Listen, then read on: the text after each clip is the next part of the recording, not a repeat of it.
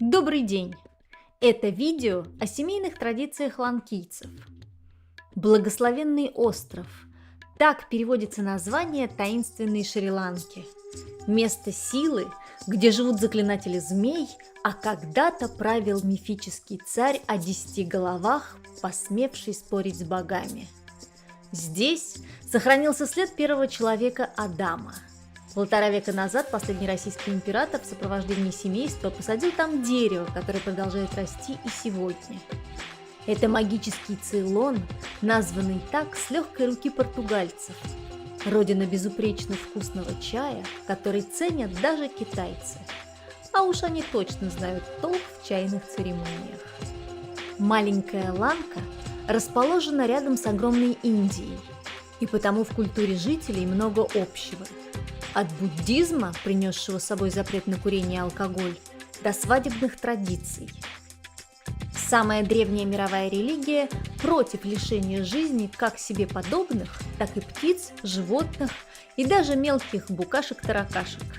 Поэтому на острове практически нет убийств. Бесплатная медицина доступна для всех, а продолжительность жизни в этой нищей стране выше, чем у нас. Семьи здесь создаются по воле родителей. Обязательно составляются гороскопы будущих супругов с учетом их касты. Астролог определяет не только день свадьбы, но даже час и минуту, когда начинать и заканчивать церемонию. Невеста знакомится с женихом на помолвке. Если они друг другу не понравятся, то от брака можно отказаться, даже если звезды благоприятствуют. Все потому, что женщины пользуются здесь огромным уважением, хотя официальный глава семьи – мужчина. Играет роль и то обстоятельство, что обучение на Шри-Ланке бесплатное как для мальчиков, так и для девочек. По уровню образования остров на 2-м месте в Азии после Японии. Ланкийцы говорят на родном и английском языках. С удовольствием практикуют другие, в том числе русский. Тщательный выбор пары обеспечивает минимальное количество разводов – 1%. И еще тот факт, что мужчине придется отдавать бывшей половину заработка, а ее замуж, скорее всего, больше не возьмут. Как и в Индии, на Цейлоне женщин меньше, но несколько веков назад тут придумали, как решить проблему – многомужество. Его уже запретили в 1952 году.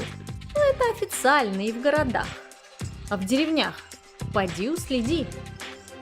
Кстати, как и в Индии, у островитян до бракосочетания секс невозможен. Ланкийцы не ломают голову над тем, что подарить на свадьбу. Список известен заранее. Одежду, 5 специй, 70 кокосов, 70 мер риса, бананы, связку из 100 бетелевых листьев, сушеную рыбу. Жители острова носят традиционную одежду. Мужчины – саронг, женщины – сари. Бракосочетание – не исключение. На голове у невесты специальное украшение из 3 золотых цепочек. 1 по пробору от лба до затылка и 2 по бокам. Для молодоженов сооружают помост – парува, который украшают цветами, а навес над ним – листьями бетеля, манго, баньяна, деревянного яблока и кахомбу. Пол засыпают рисом. Справа размещаются гости невесты, слева – жениха. Как только астролог дает команду к началу церемонии, 6 девушек в белом запевают благословенные песни. Отец подводит невесту, и пара занимает место на помосте. Они обмениваются 14 монетами в листьях бетеля, что символизирует почитание предков. Жених одевает на невесту золотую цепочку и кольцо на безымянный палец левой руки. Она – только кольцо. Символом слияния душ выступает такой обряд. Под чтение молитвы мизинцы молодых связывают белой нитью и поливают водой.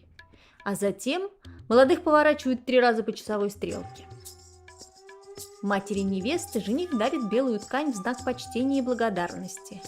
Та в ответ преподносит традиционные угощения – сладкий молочный рис, сладости и стакан воды. Молодожены кормят друг друга, что символизирует будущую взаимную заботу. Муж и жена спускаются с помоста и выбирают сторону в зависимости от того, какой из двух видов брака заключили. Либо невеста уходит в семью жениха, либо наоборот. В первом случае девушку приносит с собой приданое.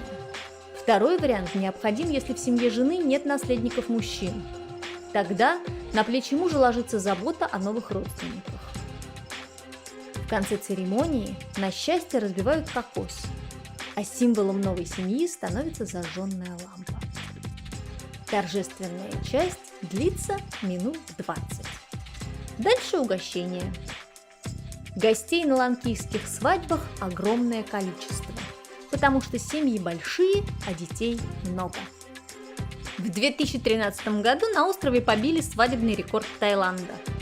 В книге Гиннесса зафиксировали 126 подружек невесты, 25 друзей жениха, 20 мальчиков-пажей и 23 девочки-цветочницы.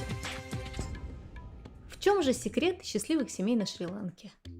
Это опыт родителей при выборе пары, уважение к женщине, образование супругов и, конечно, детишки. Подписывайтесь на канал, ставьте лайки, пишите комментарии, делитесь в соцсетях. Спасибо вам за внимание.